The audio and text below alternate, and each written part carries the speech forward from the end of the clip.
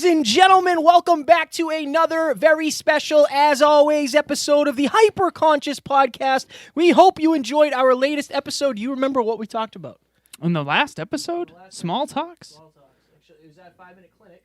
5-minute clinic. Controlling your time. Controlling your time management. So time management. Today, for episode number 308, we are going to do a small talks episode on filling your cup and recharging your battery. Speaking of which, we're going to have to do that after this Yes. because Kevin and I just went the deepest. Yes, we did. We had Summer Scalero on the podcast that's dropping Sunday. That will be episode 310. That'll be actually next Sunday. Oh, the Sunday after? Sam Bakhtiar is going to be this Sunday. That's right. Sam will be this Sunday. But then we're going to have to recharge our cup. But before we jump into this episode...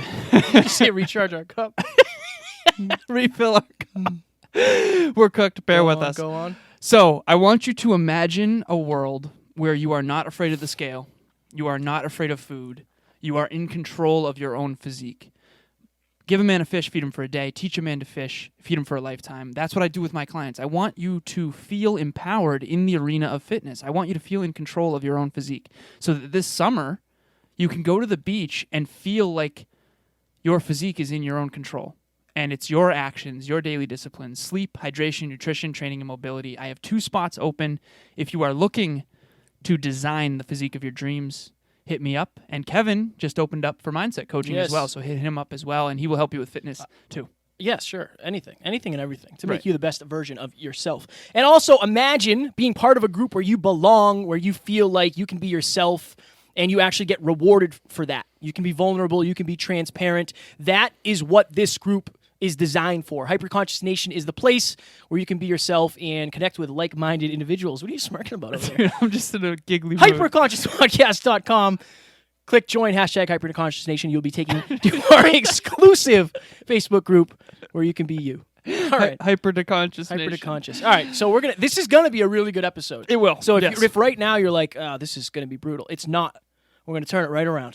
Yes, we All are. right, so this came from the fact that between Alan, myself, people in our lives, people on the team, and our clients, we're very quickly realizing that most people get burned out, and then instead of proactively doing something about it, right. they try to... The best example that we figured out was, all right, so picture this. Your energy level is a battery, right? It's your iPhone. At the end of a long day, your battery's down around 20%. And you're like, you know what? It's time for me to kill it for the night. I'm done. Right. What do you do, though? What do you do to get back from 20 to 100%? Because if you just go to bed, I don't think you're going to get back to 100%. Because sleep doesn't necessarily fulfill you. It doesn't necessarily fill your cup. So if at the end of a long day, I was going to grab my phone, but I can't see it. I can't reach it. I can't talk. At the end of a long day, you scroll Instagram for 3 hours. Do you think that is helping you or hurting you in terms of fulfillment, filling your cup, and feeling good? Right. It's definitely not recharging your battery. It's not recharging your battery. So I think what we have to do is instead of thinking, okay, it's time for me to stop and relax, I think it should be it's time for me to stop and recharge. Yeah. What are the differences? If you're listening to this, if you're watching this, what fills up your cup versus another example I use in my story today. If you're an introvert in bars, it's a lot for you to go out. At the end of a long day, it's not going to fulfill you to go out. Right. It's actually going to take more energy. Here's another example, too. Let's say you go out and then you do drink because you had a long day. What if you're hungover the next morning and then you have even less battery? You will have less battery. Right. So You'll the feel like key here garbage. is to be more effective at self-care. Yes. So we have a little, not a Venn diagram, a circle. It's like a circle. So Venn diagram.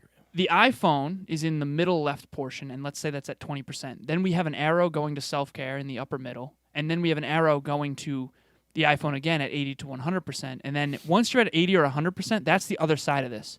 Not only do we have to get more effective at self-care, but then once you are recharged, don't overcook the turkey. Like, it's time to go seek challenge. Don't overcook the turkey. But seriously, if you're, you know how your battery, if it's already at 100%, you're supposed to take it off the charger, otherwise it will ruin the battery. I think that's also true for personal growth. Like, if you're at 100%, you shouldn't maybe the 13th episode of House, in my case, is overcooking it. Maybe it's Hypothetically. time to go. Yeah, hypothetically. Hypothetically speaking. Maybe it's time to go seek some challenge. And if you want to see these, so Alan has been doing a really good job of taking pictures of the board and actually putting it in Hyperconscious Nation. So if you want to see what we're actually talking about when you're listening, we have diagrams and we have the breakdown of every episode on the whiteboard in Hyperconscious Nation. oh, thanks, man. You're very welcome. All right, so we also masterminded on the whiteboard about some things that are actually good versions of self-care. So when you're in an unresourceful state, the last thing you want to do is go on social media, because if you are in an unresourceful state, you're most likely going to compare your life to the highlight reel of someone else's and then feel even worse, which is the opposite of recharging. So what are some things that actually do recharge people? And this is also, it's going to be very custom and personal to you. Right. Right? The takeaway for this episode is I don't want you to listen to this and say, Kevin and Alan are telling me to work less. No.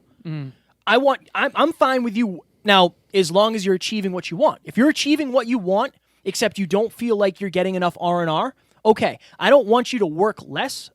I want you to relax smarter. Right. Fire. That's all I want you to do. That's a fire So- quote. Hopefully that's a meme soon. Hopefully that's a meme soon, he says. Like, it's just going to happen. I think it might. It might happen. Yeah. So there's a couple things, right? I use the example for me of writing music. That fulfills me. Boxing, that fulfills me, right? That actually fills my cup. Even though boxing takes energy, I feel better after I do it because I feel like that's an expression of myself. Writing music, it's cognitive work. It's hard, right, to make sure these things rhyme and they're the same amount of syllables, but I love it. I feel so good after I do it. Right. For you, it might be taking a bath, right? It might be listening to music, your favorite kind of music, acoustic music, whatever your favorite is. Now, if you like a certain show on Netflix and you actually get into the show, not if you're watching the show and then scrolling through social media, like make it be a show that you're actually invested in, where you actually like the show. Yeah. Right? It makes you feel good. Parks and Rec. I've seen every episode. I've seen every season like 5 times. I love it. I love it, but it makes me feel good. Right. I have a very good association with that show. Hanging out with friends. At the end of a night, if you want to hang out with your friends, like why not? That's going to fulfill you, Absolutely. right? You can do whatever it is you guys do. Yep. What else? We've got journaling on here. We've got yoga. Yogurt. Emilia calls it quiet time. So I've started doing this and I've adopted this from her, but when she needs to recharge, so we'll actually do this thing where when we're out somewhere, we'll ask each other where we're at. And that means, so I can say, where are you at right now? She'll tell me 3 things. Number 1, she'll tell me from 0 to 10 where she's at. She'll tell me which direction she's headed and at what rate. So let's say I said, where are you at? We were at dinner with her family not long ago. I said, where are you at? She's like, probably about a 6, falling slowly. So she told me 3 things: what direction, where she's at now, and whether or not she's falling slowly. So now I can gauge where she's at.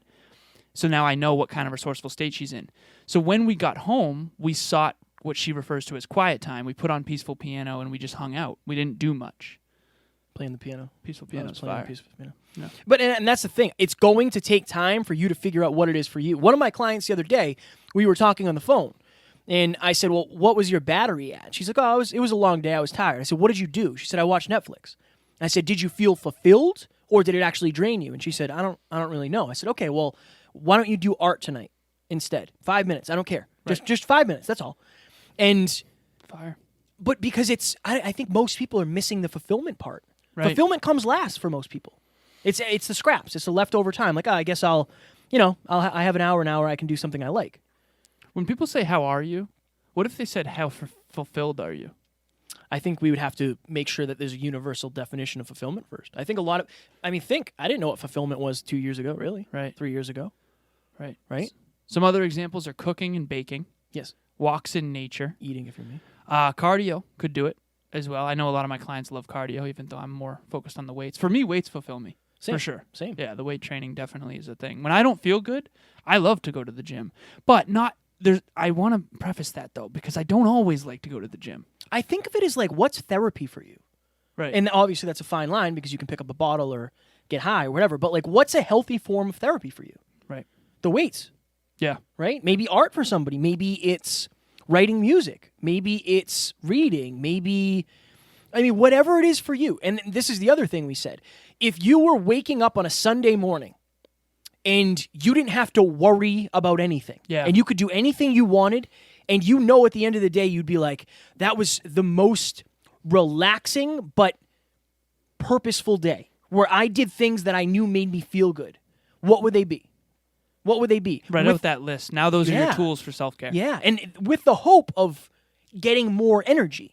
Yeah. Like I think there's a difference between relaxing and refreshing and recovering. So imagine you had a whole Sunday and you had the hardest week of your life coming up, and you wanted to say, I'm going to take this Sunday to fully recharge my cup, not just in terms of energy, but like fulfillment, so that I go into the week feeling good about myself. Write out a list of what you would do with that Sunday.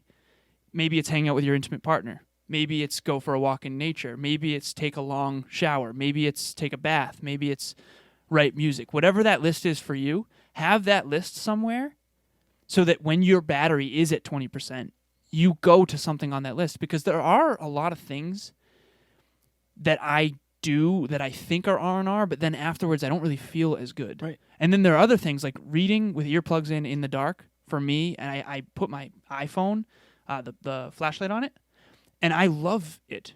I feel really good afterwards, even though that might seem like work to some people. To me, that just fills my cup. Well, it's going to be figuring out what it is. Like that's the thing. There is no one size fits all. You know, like some people don't like doing cardio on a good day. Never mind to refresh them. You know, and I think that one of the reasons I wanted to do this episode is because I find myself the other day, I put on the Dark Knight. Yeah, the Dark Knight. Oh, yeah. And I find myself scrolling through my phone, and I'm not. Right. Why Getting you're doing anything out of something either. is just as important as what you're doing. If you're watching a movie to unwind, awesome. But if you're going through social media while you're doing it, you're actually not doing what you tried to do in the first place. Right. Dark And- Knight's on Netflix. Yeah. Yeah. Yeah. Big fan. Right. Big fan. Great movie. And the other thing is like, and not to sell Alan and I's coaching, but like a lot of people don't talk about this. Right. Like when you hear peak performance, all you hear is what to do. Do, you know, be consistent. You have to be productive. Yes, but you also have to be consistently making sure that you're taking care of yourself. Darren Hardy talks about this in one of his speeches, Insane Productivity. He says, if you're an Olympic athlete, you get paid to rest. Yeah. If when the gun goes off and you're in the Olympics, it's whoever has the most in the tank at the time, because it's 1/10 of a second between first and second. I remember we had Tyree on, the fastest 400-meter person in the world at one point. It's like whoever rested the best the night before is going to win that race. Yeah.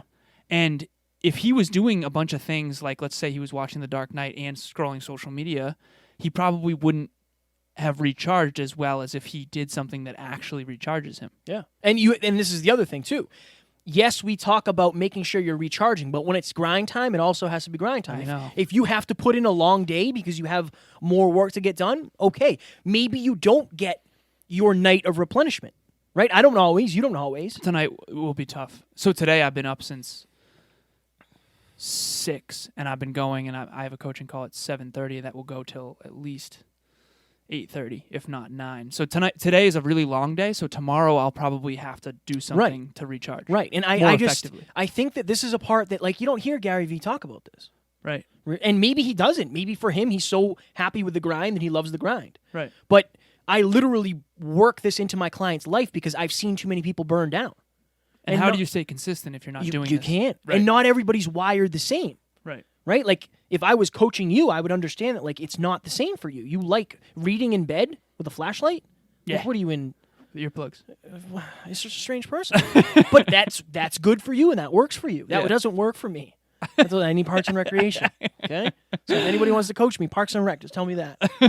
But I do think that we always talk about being ambitious. We always talk about consistency, being productive, like working smart, working hard. But I also want you to be taking time for yourself and make sure that you're accomplishing what you set out to accomplish with that time.